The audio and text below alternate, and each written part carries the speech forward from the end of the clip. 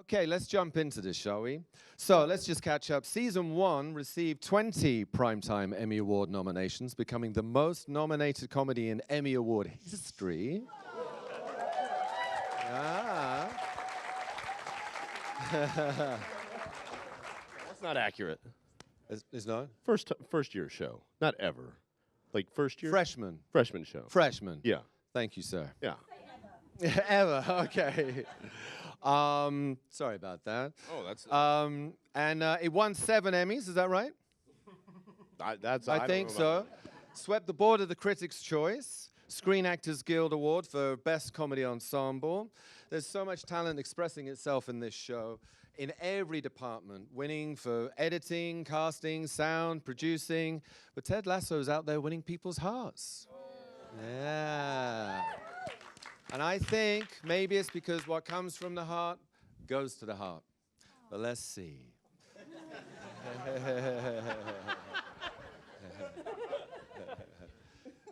Good evening, Jason Sudeikis. Hi there. Whoever we refer to you as. Yeah. Well, Jimmy slash yeah. Trent? As you know, I'm, Yes. I am not known for my soft line in questioning. True. So let's kick off with a question my daughter asked me last year while we were watching season 2 on the couch. When is Christmas in America? Fair hit. Fair every day. Every day, Sarah. Sarah, every day. Fair question by the brilliant young lady. It is in late December. When Jesus was born, undeniably, but yeah, but the Christmas episode of season 2, 304, Carol of the Bells, I believe. Excuse me, sorry, I'm in a third season state of mind. But 204, yeah, aired sometime in what, September, August? August. August. August 21. Great, August 21. That's because it was the 4th episode. That's it. But we've also found that the Apple TV service will allow you to watch something whenever you want, once it's available. So every day is Christmas. Every day is Christmas, as Sarah said. Yeah. Okay, cool. Well, every day is Christmas in America. Yeah. Okay, good. But I mean, we talked about, like, in the press, like, we had 10 episodes first season, then the second season got picked up, and then and a really good bargaining technique is to pay attention when the place that pays you asks you for more. Then you can really just go get them. And they asked for two more episodes, and those 2 for our second season. We because we had already known what the story was for season 2. And then all the writers, chat about it. We pitched ideas, and the Christmas episode was one that went out, and then 209, which is Beard All Night, which or what did we end up calling it? Yeah. After Hours. The 9th episode were the 2 like sort of extra. They asked for 2 extra episodes, and so if we could do that, and so we really were like yeah we can, and so those what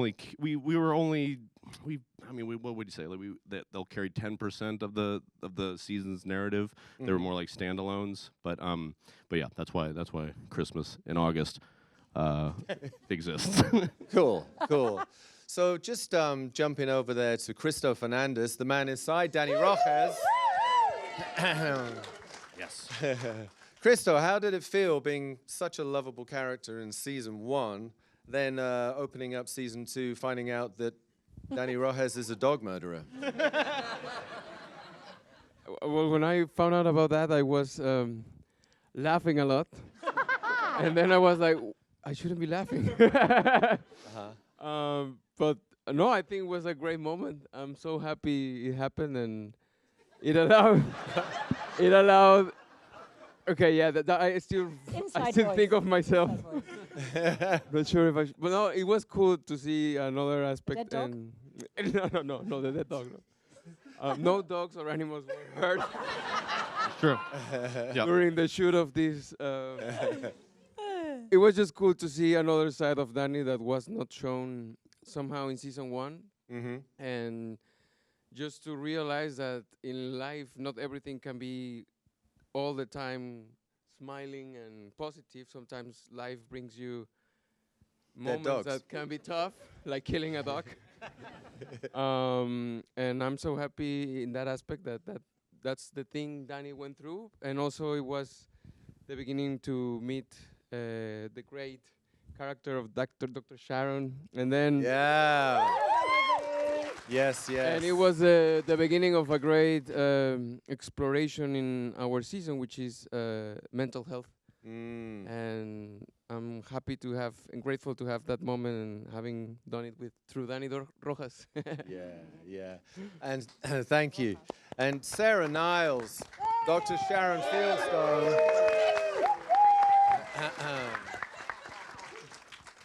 How was it coming into the cast for you? And Bloody hell. yeah? Okay. No, it was, yeah. Had you heard of the show? We were in lockdown. I did a self-tape. And my friend was just looking at me.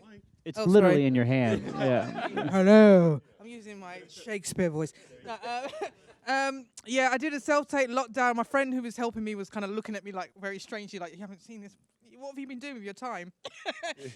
But yeah, I didn't. And I started to watch and I was like, this is real. You know, it reminds me of Cheers. Yeah. It's that, you know, I love it. Was so feel good. And afterwards I was like, I'm going to burn some sage and crystals and candles. I'm going to kill a dog. I want to be in this. Sacrifice some lambs. No, I didn't sacrifice any lambs. No, but I was like, I love this so much. I want to be a part of it. Yeah, and you're such Yeah. an amazing part of it. Well, and thank your you. stillness as Dr. Fieldstone is something else. At what point did you kind of decide that that's how she was going to be? In the read-through over Zoom. Do you remember us texting? We back were and like forth? two 12-year-olds going, oh no, she's really good. No. I'm immediately scared. I was like, I was basically shitting myself. So I was like, just, you keep still, no one's gonna know that. I was like a swan, you know, like looks very Us still were up top. we were literally like, we rang each other afterwards and went, is she actually a therapist? Because she was No, so... it was extraordinary. Yes. Just the No change way. that shifted just in the read-through. It was Bless amazing. you. Like we No. honestly can't overstate that. Like she was like doing all the languages, like speaking French, like everything in the read-through. It was I got a lot of help. And Hannah Waddingham.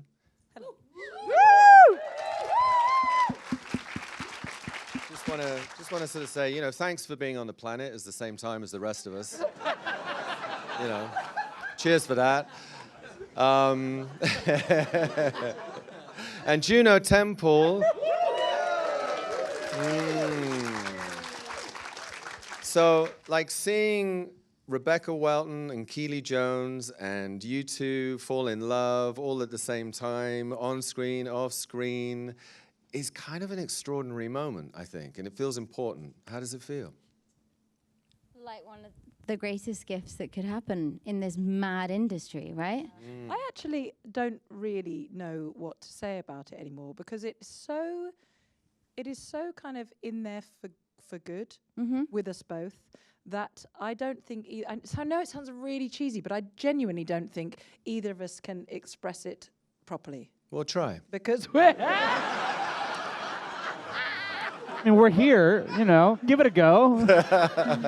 Take a step. no, I'm going to leave you guessing because we know the most important thing is we know, and that's But that. also, I think it's about being us talking, you know, our real friendship, but also getting to be a part of this and really what is a normal female friendship where you love your best girlfriends and getting to put that out there on a TV show where people are expecting women to be pitted against each other. And that gets so boring. And it's been so gorgeous to actually play two women that are different, but at the same time go through some of the same pains, some very different pains, but really, truly support each other through it and call each other out on each other's shit as well. It's a real friendship. That's the biggest thing, I think, calling each other out, because people kind of, like you said about women being pitted against each other, people don't actually ever focus on the fact that women can call each other out and still love each other deeply and push the other one forward. And we even said it about season 1, when Sassy and Keely meet. we both presumed that there would be some friction there because you're so used to it in everything that we see all the time. And when she was immediately like, "Oh my God, you're amazing," it was just so gorgeous for us, wasn't it? And actually, when Sarah arrived as well, we were both like, "Can we please have some scenes with Dr. Sharon?" Because everybody needs therapy. Yeah, but it's just Still waiting. yeah, but it's unusual. You don't realize in everything you see that women, that even if it's just an underlying thing of bitchiness, it's awful. So, I mean, we're very blessed that our writers' room are full of raging feminists as well as the women there. And it's a really, we appreciate it so much that their work comes through us, you know? Yeah. And it's just, for me and her to have found each other so easily, I mean, like I said, we're in for good. And that's why I don't talk about it too much, because it feels saccharine and we know it isn't, so. Wow. Yeah, it's a beautiful thing to see. It really, really is. It feels like a really special And she thing. smells phenomenal. All the time. And also, I get to be around her all the time. And sometimes I get to go to her dressing room and she's trying on outfits. Sometimes Can I it's just say that I inappropriate really touching, but I welcome like being it. in scenes with both of them, because they tell me when stuff is stuck in my teeth, which is You're welcome. every afternoon. It's usually spinach, but there's other stuff, and I'm very grateful for that, because probably nobody else would do it. Yeah, I mean, there's just so many amazing friendships in this show, you know, in character and out of character. And Coach Beard, everyone, by the way, Brendan Hunt.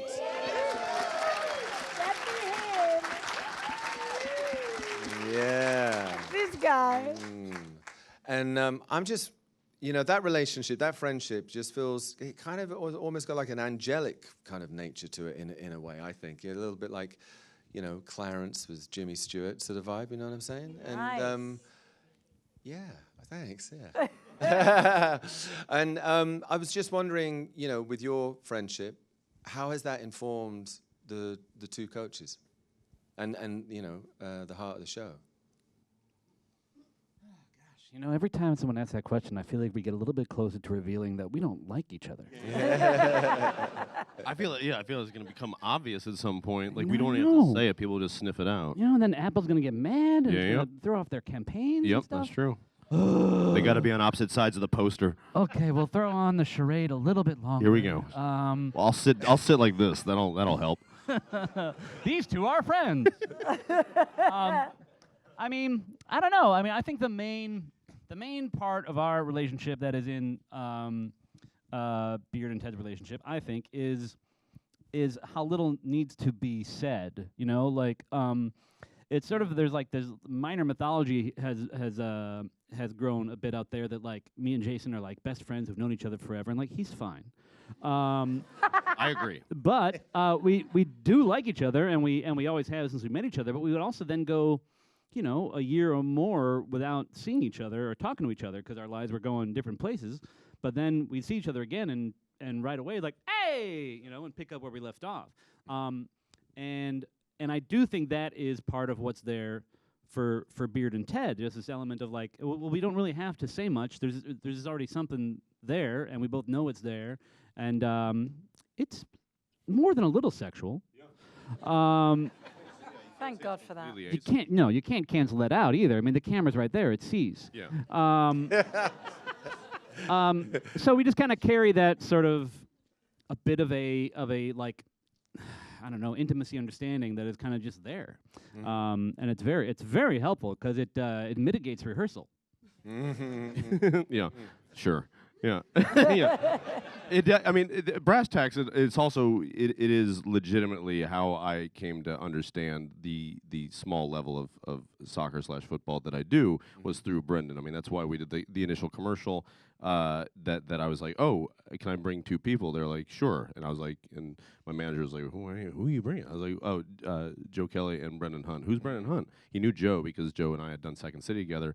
but he didn't know Brendan yet at that point, I don't believe. And it was like just trust me. And that was in 2013. But then also, towards Brendan's point, like in 2010, when it's time for me, I was single at the time, and I was doing press for Horrible Bosses, this film that I did, and Jason Bateman, who was in that, and Charlie Day brought their amazing wives/partners. And who are the same people? They didn't bring 4 people.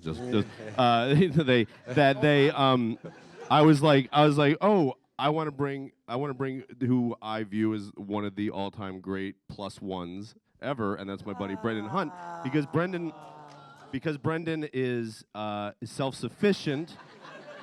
He's self-sufficient and yet Midwestern enough to stick out in the best ways. And people are just like, oh, yo, and they all remember Brendan and Jason and Charlie still to this day. How's Brendan doing? I go, have you not watched the fucking show? And he's doing great. But how's he really doing? No, it's like, no, they don't know. And so I feel like Ted and Beard have that too, where, like in 2009, Ted worries about, you all right. And that's different than the way Jason deals with Brendan. I know if Brendan's going to go out, Brendan's going to be just fine. It's the town has got to worry, because it's going to be smothered in red. Yeah. Painted red. Oh, got it. Yeah. I thought you were implying that I was going to kill a bunch of people. No! That's the Game of Thrones. Because blood is red, right? Once it hits oxygen. Yeah. Cool. Carry on. This is what it's like on set, by the way. And are there in the creating, because you must just be having so much fun making this show, and with Joe and non-stop joy, yeah. Creating effortless. I was just wondering, are there any little hidden influences or sort of little gems that we might not know about that influence the show at all? Between you? I mean, thousands. Yeah, right. Yeah, right. Yeah, I imagine it would be. Yeah, I mean. Yeah, there's a bunch of, movies that we like and improv teachers that we've had either together or separately. It's almost too many to try to get through here. But let's give it a shot. Yeah, here we go. So we open on Rebecca's office, and she's looking at a Hockney painting. No, just sketch. No, this is the first part. No, I mean a fun one, a small one is Dr. Sharon Fieldstone is her name, and that's because of Dr. Marcia Fieldstone from Sleepless in Seattle. That's why we chose Dr. Sarah, Dr. Susan. We chose that because it was one of our writers therapist names, right? Dr. Sharon, excuse me. Golly, I don't know all these. But that'd be one. But yeah, I mean, sports movies, books. Because I know so little about football. The world. Oh, yep. Sorry, go on. Yep.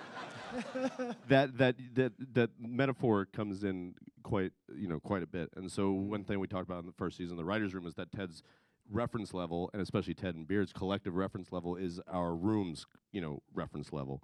And so pulling from all different things, whether it be musicals or hip hop or things that are overtly spoken about, but then the ways to convey ideas have certainly come up time and time again, whether it be, just using showbiz as a metaphor, but we're using sports as a metaphor and talking about showbiz or life or family or, mentoring or any of that jive. There's a ton.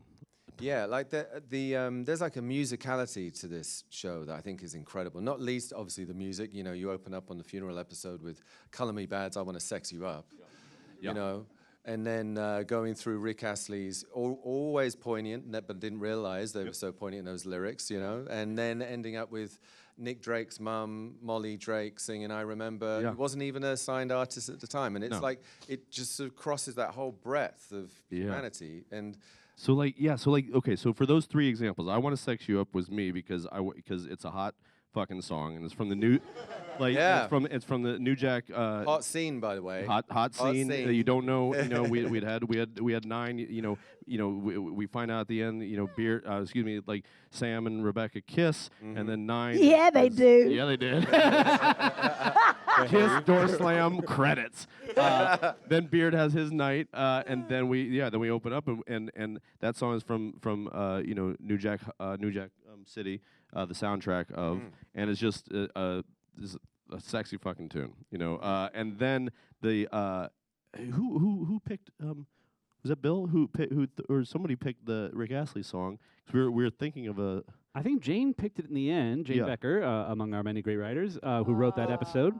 But yeah, it was a list of like, hey, what's a bunch of dumb songs? And we all submitted. There was like a list of 10 dumb songs, and I Let's think give one to Hannah. and Yeah. I think Well, no, but then and then I think Never Gonna Give You Up was kind of much like the name Roy Kent was like a placeholder yeah, that stuck yeah. and worked out amazingly. And then then I asked Hannah, like, can you feel through this song, or I mean, it's her story to tell more than mine, because I have to make a lot of decisions, and so she'll remember that more. But then to button the thing, the Molly Drake thing was a song that Marcus Mumford, who does our theme song and did all the music for us first season, him and Tom Howe, and then the second season as well, that he had referenced as like just a vibe of a song that I think fits into the tone of the show, because he and I had a lot of conversations about it leading up to it, and it's just one that always stuck in my head, and it was lovely. It was just like, boom, okay. Yeah. And Apple has always been amenable,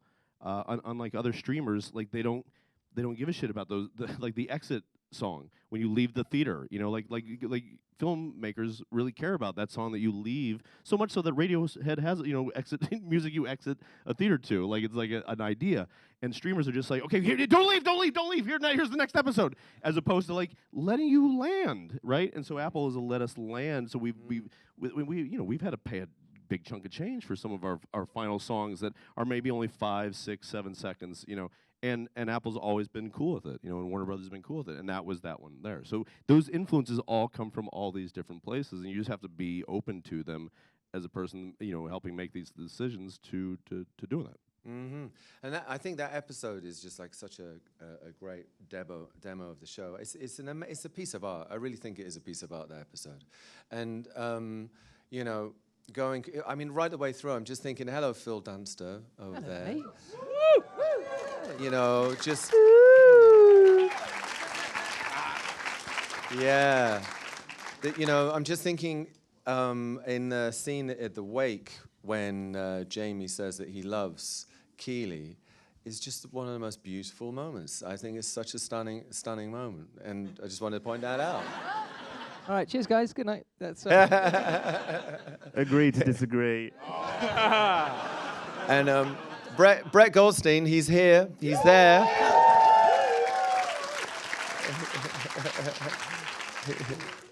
How you doing?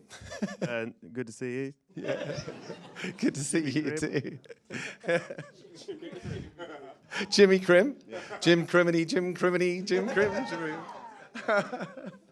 I really want to hear everyone and just say hello to everyone as well. Is Nate? We missed Nate the Great. How are you, Nick? I'm all right, thanks. Looking slick is how he is. Slick Nick. Yeah. I didn't hear what you said, Hannah. Looking slick, Nick. Oh yeah, I don't know. There's a button that I was told by the stylist to undo, and I can't find it. It's in there. And that's what he did on his audition tape. This is so much easier on Zoom. Why don't we just do that again? Where we just like... You don't have the buttons on Zoom. Yeah. Is this making the moment unstylish? I've been now? holding my breath for this whole time. Breathe.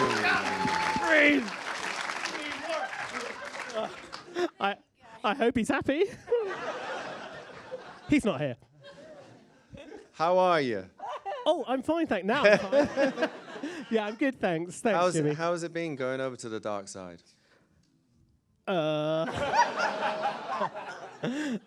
It's been all right, I think. I'm obviously filming season 3, so I miss a lot of these people genuinely. Oh, there's a season 3? Yeah. Oh, good. Okay. Oh, right, okay. Tough way to find out. Sorry, Jane. But yeah, it's it is what it is. Sadly, yeah. Dot. I'm just really, really aware that I might give something away. Okay. How do you do it? Collar bikini? Woo! Darling, you right, yeah? How do you hold down what is possibly the sweetest smile in the world whilst playing Isaac? Seriously, that stern face. Look at that smile. How sweet. Why are you gonna make me blush? How sweet. Anybody want to ask anybody else a question? No? What, to each other? Well, yeah. Hell no. No? Okay.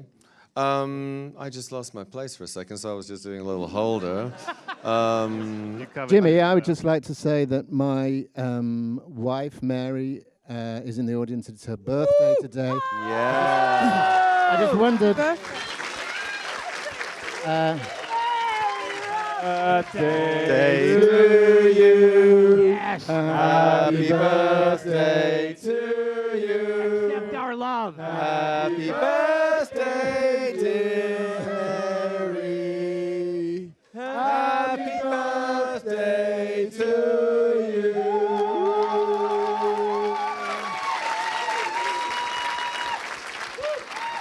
We love you, Mary. We do. I'd just like to say that I did think of asking Mary to stand up, but that might make me seem like a real bastard husband, controlling. Stand up, baby, come on. But I knew that that she would have the chutzpah to stand up by herself. Yeah. That's Mary Roscoe, ladies and gentlemen, who is also Mrs. Higgins. So hopefully you all know that. While we're here, can we also give like a quick shout out to Billy? Billy's here. Let's go! Colin! Charlie. Colin! Get back. Yeah. Bonjour. Yeah. Free house in the house. And Theo Parker's here, our casting director as well.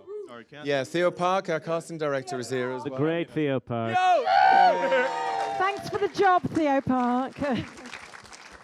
Emmy award-winning cast.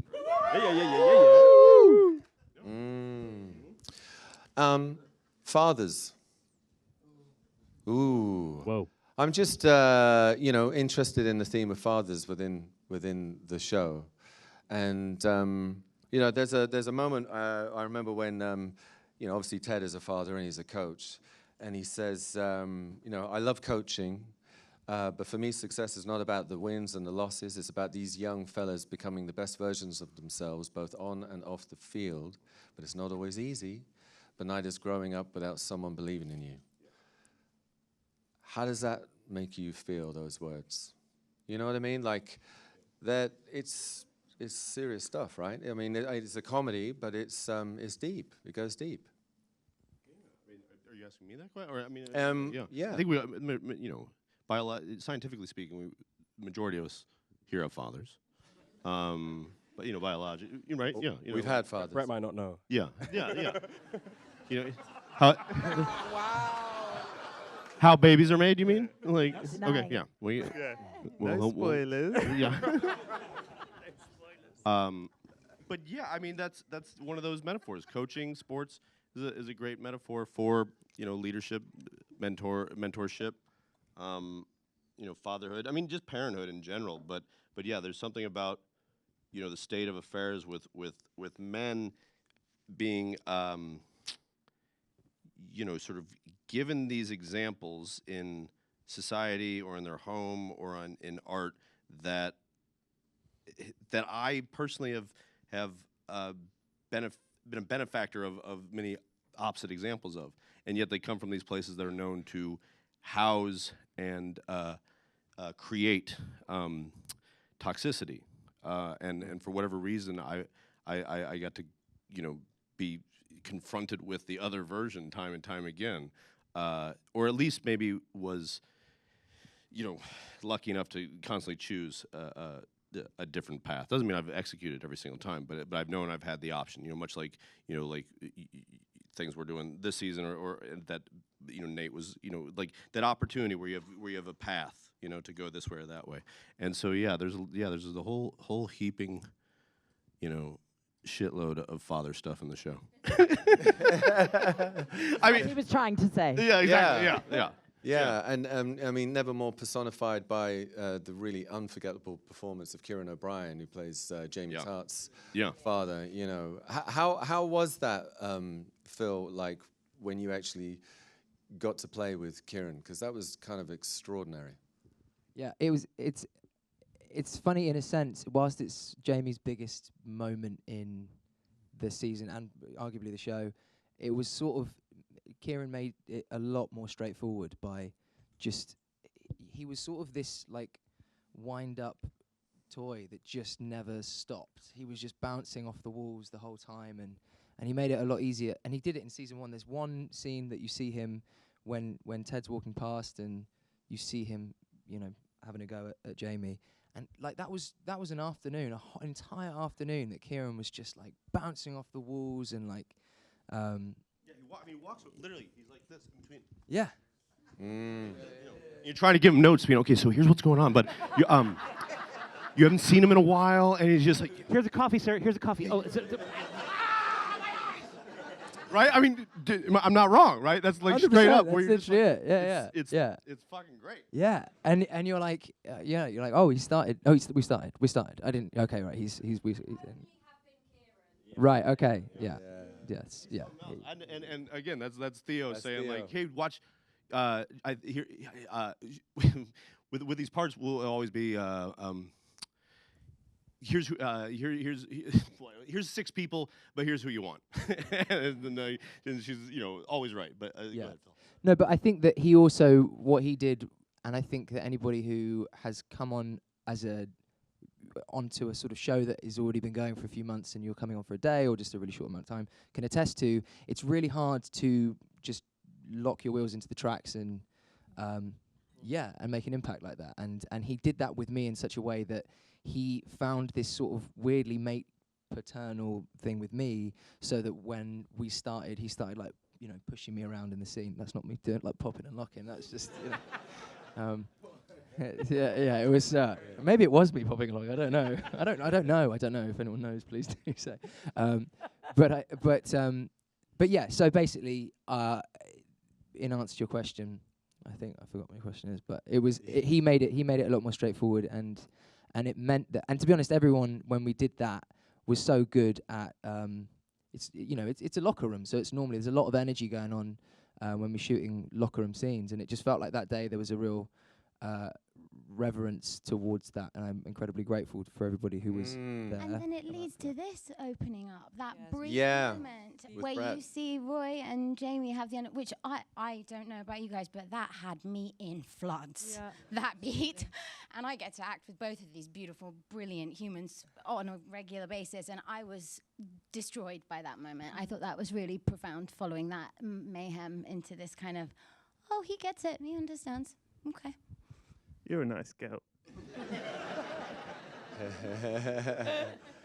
Yeah, how was that, Brett? Because it was amazing that Roy is the guy that gives the hug when it's that most needed. Was it moment. really? Jason, do you remember there was one when we shot that scene? It was so intense, and everyone and the whole team were in it, and a few people were crying in rehearsal. Like it was so intense. There was like almost. Yeah, like a reverence, but there was almost like an intense mania. Like it was so heavy doing that scene. And just before the scene we'd done before was like a wacky, wild, funny scene. And I was stood with you, and at one point you went, "This is a weird show, isn't it?"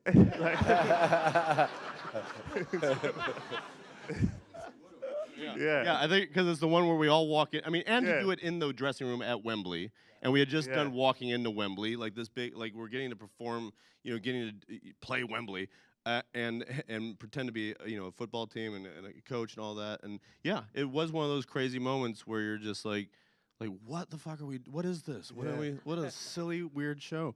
And I'm sure everybody that makes, a television program has had that moment, where you're dressed up, like a goof or whatever. But just the swing of emotions from morning to like lunch, to then at post lunch, and just Kieran doing his thing. It was great. But that's such a great point. Is like that's all whipped up by that tornado of the casting. And the execution within the writing and the structure of the show based on like an image of knowing that these guys need to have this moment, and he whips it up, and then it gives Jamie and Phil this charged moment. You get to see Beard be kick-ass, and then you get to see everybody, and you get to see Nate stunned. Everybody, I mean, we show everybody, and during rehearsal, dudes on the team, were and people and crew people were like really like, whoa, yeah. And then boom, fucking, Roy Kent, and the music comes after Roy's decision. That was a big choice in the editing, where it's like, don't let the music do it. Roy brings George Harrison in. Like that's like it's like George Harrison doesn't. No, Yeah. George is waiting for Roy. Yeah. You have to invite George Harrison in. He won't just come in. Yeah, exactly. Yeah, like a vampire. Yeah. That scene was so serious. It is, I think, the only scene I've had with Phil Dunster where I didn't laugh. I think in the history of Ted Lasso. I remember that day. Me and like Mo Hashim, who plays Bumbercatch in the show, we were fasting at the time, and like when the scene started, I was just like, I just couldn't wait to eat. And then like it happened. That's why you were so quiet. I say that, but like by the end of it, genuinely, like we were just like Chip was there, like, yo, you guys can like come have a snack. And I was like, yo, it's good. Like let's just like there was like a sense in the room of like we are in it. Like I know it's like these two carrying it and Kieran, but like we were all there as a team. And we were like nobody is leaving this room until like we're all just gonna sit here and hold this moment together. And it was genuinely it was like incredibly beautiful. And you know when else we had that? The similar feeling was when we did the funeral and Hannah did her speech song. She did that all day, and from the very first rehearsal, just fucking, just read it out. Just read it, and we're all crying. Like, every time. It's fucking amazing. And there was more than just the team. There was like 200 extras as a whole. It's like putting on a play every night, but 300 times that day. Oh, she was good. But it's sorry. I know that you're the one leading this. It's not good getting us all together. Yeah. We're like shit. It wasn't my idea. Oh no. Magic. Never again. But it's also, I mean, it's all nice that we're but it's all that. Brett said this before when we've done interviews before. It doesn't exist. The show doesn't exist in a vacuum. The stories don't exist in a vacuum, and so does this as well. I think it's important that we're all nice to each other, but we're still. I still feel challenged by 100%. People, and you still feel like, you have really interesting conversations when you're on set, and there are days when you have to dig in and like really make sure you're staying on your track. And I think that everybody helps each other do that. And you have to remember to not be a fangirl in a scene because there's a camera on you. I find that all the time on this show, more than anything I've ever done. I find myself like gawping at the person I'm acting opposite and think, oh God, I'm meant to have my shit together. And there's actually someone. It's me again. Sorry, this is me again. I just wanted to say the reason I said it is because there is somebody, and this now feels like we're bringing it down. But Chip is producer on the show, and Chip! Ladies and gentlemen, right here he There is. would be no show without Chip Hamilton. He's Chip, the real. He's having a heart attack. No, sorry, Chip's like one of our producers. Like he also like works with. He's everything to us. He's a vibe merchant. He's the glue. We don't get on the set unless Chip's around. Glue. Yeah, too right. He embodies that spirit, and I think that it's been. There are days when doesn't matter what show you're filming, you have days when you don't feel up to it, and then. Man, this guy comes along and he puts minstrels. You go like this. I'm not exaggerating. Don't you go like this? You go, and he goes, "What do you need?" Yeah. He's got water bottles in here. Yeah. He has He's everything got in the pocket. everything physically and emotionally you could possibly need. Sorry, Jim. Yeah. Woo! Yeah. For sure. And and you need those good vibes on this, because there is so much for a show that is just so funny. It's such a funny show. There is so much pain in this show as well. I mean, isn't that really. what comedy is, though? Huh? Isn't that what comedy is? You got to laugh through all the really fucking painful stuff. Yeah, and you jump. And the characters really go through such sort of really private and painful, and just or not even necessarily painful. I mean, just really personal moments. I'm thinking like with Nate spitting in the mirror. I mean, no one wants. No character would ever want to sort of be seen doing that, and yet you have to do that, Nick. Right? I mean, unless it was CGI, was it? Don't think so. Was it all your own spit? It was That's all what my I own want spit. Put that on your CV. I had lemons on set. It was. I remember it being quite weird because it was quite COVID-y at the time, and so it was that's what I was massively COVID frowned upon. apartment. The spit. Yeah. But it's based on I when I've been asked about this in the past, I've not known or not quite remembered the full answer, but it was based on a real friend of yours or someone who used to psych themselves up by doing that? No, it was, I mean, not a friend of mine, but a story It's Jason. No. of a guy that like played high school basketball that would go down and give himself a pep That's talk right. in the thing. The spit was, just me heightening it. Maybe like and because I just think looking at oneself in the mirror and knowing where he was going to be going, that to do that then and then to do it later. Yeah. And just like. Yeah, it's just his way of just like, this is what men do, like thinking that, not knowing necessarily where Nate learned it. But yeah, it was based on a guy, a guy would be at a basketball game and the team would be in the locker room and they go, all right, Larry, and here we go. And then they all run out and then one guy would linger, no one really noticed. And then the guy went back to, I got to go pee. And he went back in as he was going back in the bathroom. So the story is like, he's in the mirror going, you are Bob Evans. You are, like a 17-year-old kid, and like coming around the corner going like, I'll use the girls' room, and that's where that came from, yeah. Great. Hey, Bob.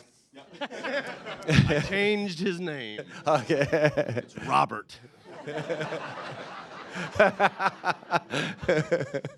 But yeah, everyone has to go through such vulnerable moments. I'm wondering as well. That moment, the second kid. That moment between Keely and Nate when he spits the second time or the third time, I guess, but in the mirror at least when he accidentally, purposely, but misreads, empathy for intimacy from Keely and then goes for the kiss and immediately feels so crappy. And so to go from spitting on yourself to pump yourself up to get your parents a good table at a restaurant to then doing it to shame yourself, I towards what Phil was talking about earlier, the trust that people put into this show, whether they're there for an hour or two, which never happens, they're always there for at least a day because we take forever. We're so indulgent. But then also when people come on for a season, like Sarah, or a day like Kieran, but for Phil as Jamie Tart playing a real son of a gun that whole first season, for yourself when you've had to ask some heavy duty questions, certainly Tony Head playing like the biggest son of a bitch, like I've got inside me, and then you have Nick, who's so sweet, so funny, so lovely, to just trust in this show, to trust in like the producers and the directors and the writers that hey, just go for this.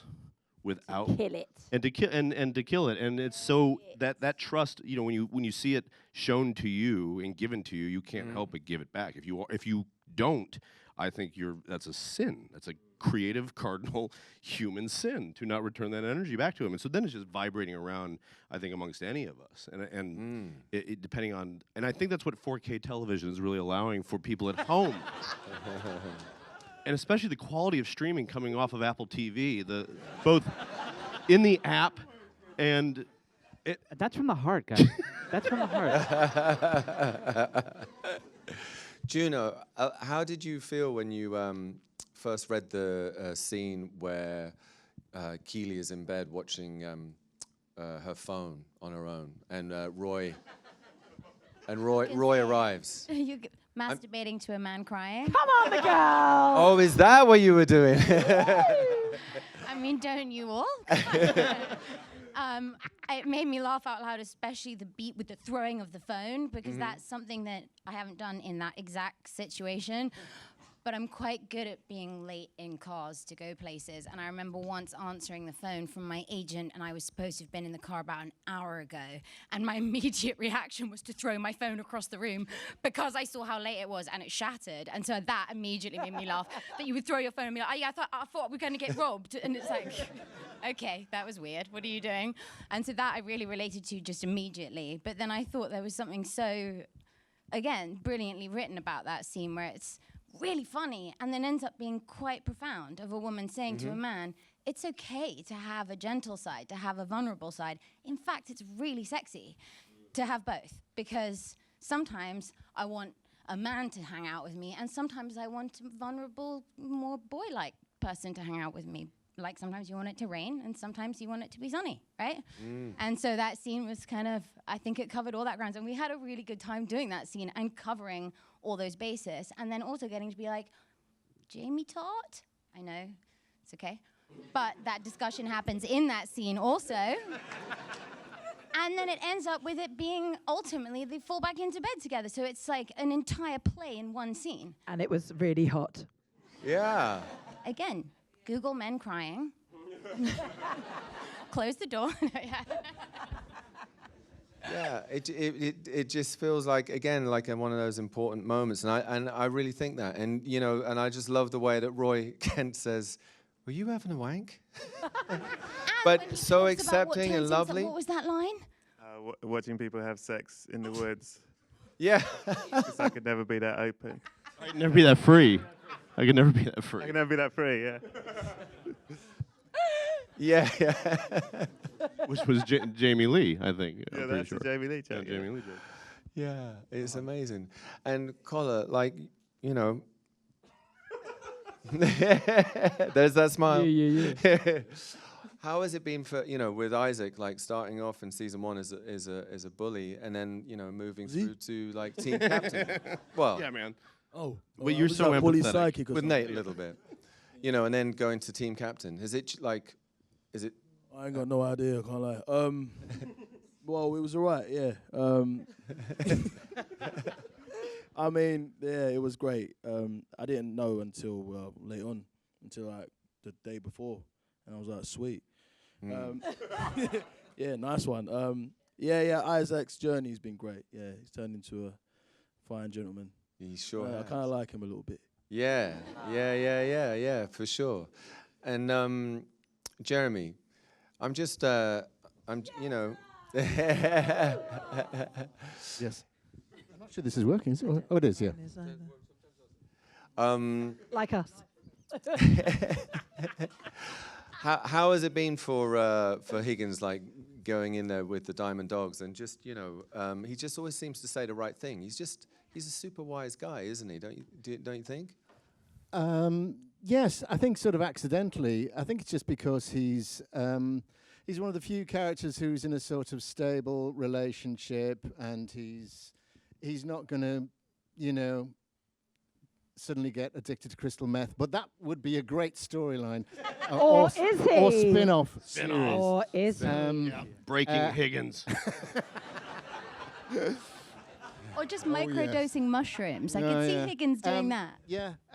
So yes, I took to that. I used to be in a men's group about 20 years ago, and it's got sort of a reverberation of that kind of thing of guys just telling it how it is, and not really dealing with it, which is a thing that men's groups sort of do as well. So it was, I found it very true, you know, those scenes when they came along. Yeah. What was your men's group called? We didn't have a name. It wasn't like a band or, you know. Are you on YouTube? Do you cry? We should be. Did I cry? Did we cry? Oh, In the men's group on YouTube? Oh, yeah. Guys. Yeah. That's our evening sorted. But you also do that great, there's that great bit with you and me at the end of season 2 where Higgins gives Keely such great advice about talking to Rebecca. I love that. Oh, yeah. Yeah. And he's like a philosopher in that And it had moment. puppies in it as well. And which you handled like a champion. Yes. Mm-hmm. There was only one poo, if I remember. Yeah. And that was me. It's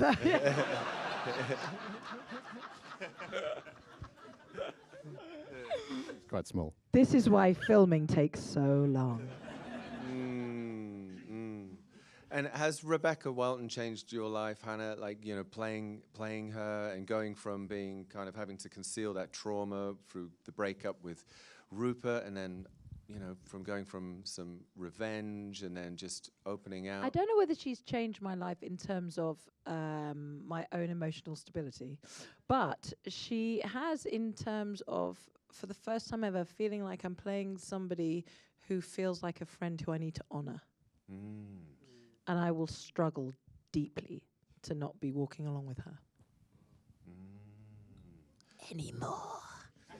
Yeah. Wow, okay. Yeah. She has, you know, if anybody ever makes a statement about her, I feel a deep reaction to it more than anything I've ever played. Yeah.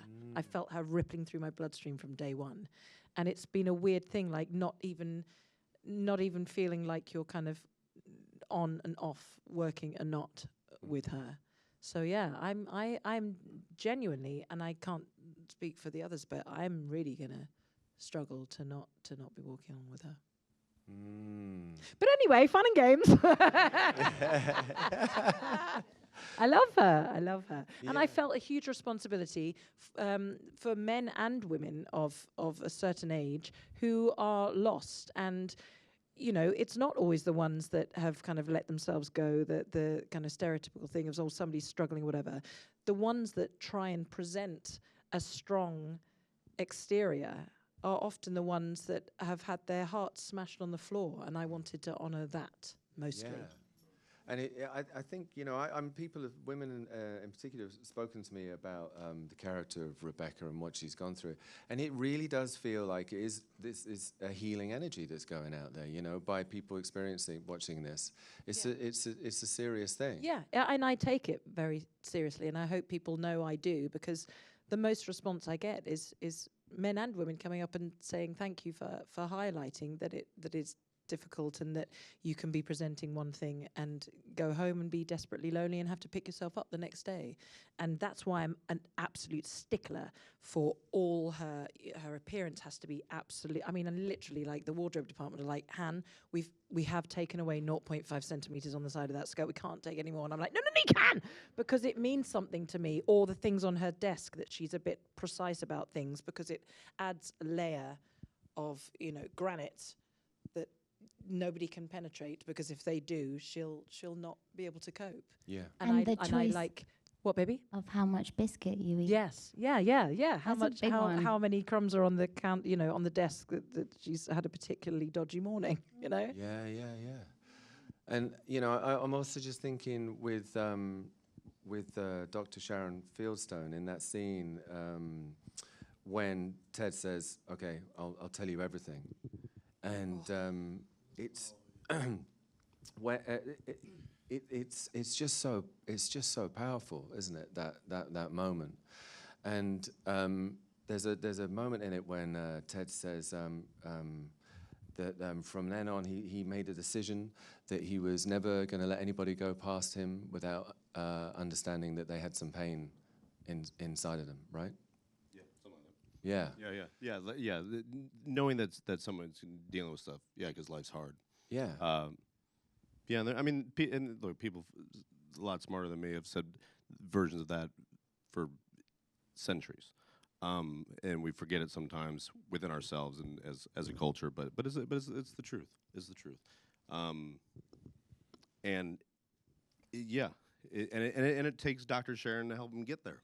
You know, just like it helps Coach Beard, or sometimes it takes a Keely Jones, or, you know, any one of these characters has done it for anyone else on the show. I would, but yeah, in that instance, it's very much it's not an origin story. I mean, it's such a cynical fucking way to look at it. Be like, oh yeah, no, we get why he's like it. It's like, no, it's like a choice every fucking day to be like that. It's not a person just doesn't become that because they're born on Krypton. It's like, but whatever. I think it's important to to realize that, and I think it was really great that Dr. Sharon was so willing to make a special case for Ted, like to just not give up on him. Not give up on him, regardless. And I'm fucking I mean, this is like cracks me up to like the final moments of like, you're gonna charge me for this, and I'll be like, yeah. And it's a house visit too, right? So great, boundaries. And just sitting across from Sarah and just telling these things, and like, just having to bawl your eyes out like with a fucking mustache is ridiculous. And it's like, you know, Brett, that's definitely a time you weren't there, but like I would have invoked like, what a weird fucking show this is, and like whatever method you take to get yourself there emotionally to talk about something that didn't really happen. Well, the story about the book happened to me, but like my dad's still alive, luckily. But he did do the other thing, and so like it's like telling all that stuff is like something. Just have Sarah just there, off camera, like, you know, like just fucking there is the best. Is the best, and I appreciate you for doing that. Appreciate you. You know what I mean? Okay.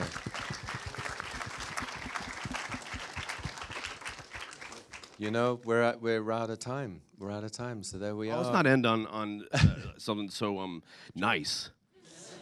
You know what? Do you know what bit? Do you know what bit I really loved with you two together? Make it funny. No, you know the bit. You know the bit where you just drank water in her apartment for like 3 hours. That's one of my favorites. Hilarious. Just listening to you glug water like in silence was jokes. Yeah. Thank you for that. Jake. I needed that. Thank you. And again, we broke. And the hospital scene. I was like, we could go darker. We could go darker. And what about, Sarah, how very good at riding a bicycle you are? Yeah. There we go. Just a natural. She's just a natural cyclist. Rehearsing. That's one of those things. You By the write something in trailers. the script. We wanted Dr. Sharon to be like, just boom, just like she shows up. She's like an assassin. She shows up in a town, solves some fucking problems, and moves the heck on. Doesn't unpack or lives out of a suitcase. Doesn't leave a carbon footprint. Has a bicycle. Again, Theo for Finer, Sarah for saying, put herself on tape, and her friend for saying, watch But the you didn't show, ask me all to that. ride a bike. Exactly. We did not check on the bike. What the hell? And then we give you a fold-up bike, which is a hard-as-hell bike to ride. And it's just like every shot you see of Sarah riding a bike on that show is movie fucking magic. It is. Yes. It is. It is more incredible than Elliot's bike flying in fucking ET. It's like. We got it. We got a bit. You confidently stood there when I came towards you in the night. It was dark, and it was like you were like, whoa, whoa, whoa, whoa, whoa. But you stood there. I was like, that's trust. I was ready to take a hit. Yeah. Clearly played all the trust games at drama school. Beautiful thing. There. That. Now we can end. Now we can end. Yeah. Okay. Yeah. Thank you, everybody, for being here. We can end. Thank you. Thank you. Yeah. Good night.